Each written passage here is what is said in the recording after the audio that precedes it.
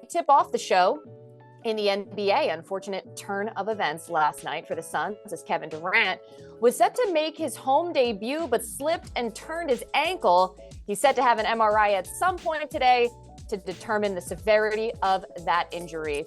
So with that, we bring in our senior NBA writer, Matt Moore. Matt, great to see you. How do you think the latest KD injury news affects how the Pacific Division and the West as a whole will shake out?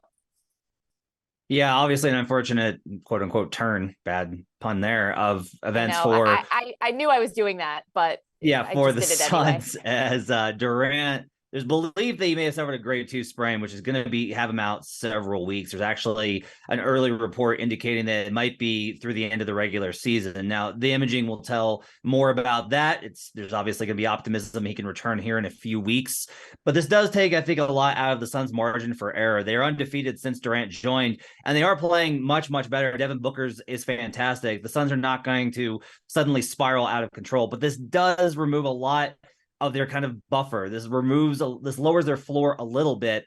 And as such, and we told you the other day, the Kings have a little bit of value. Kings are still plus 130 in the market. The Sacramento Kings team refuses to go away. The beam keeps lighting. And as such, I think that there's still value on the Kings to win the Pacific Division at plus 130. They do have a 3-game lead. Durant covers for games where if you're not executing on a team level well, Durant's ability to just go out and put up 40 because he's Kevin Durant, that helps buffer against some of that. That's now going to be absent for a little while. I still think Devin Booker is going to play amazing. The Suns will still finish with a very good record. They're going to finish with the top 6. They won't slip into the play-in tournament, but I do think that there's a little bit of value there on the Kings at plus 130. I'll also say this could wind up impacting the Warriors as well. The Warriors right now, they're in the 5th spot in the Western Conference.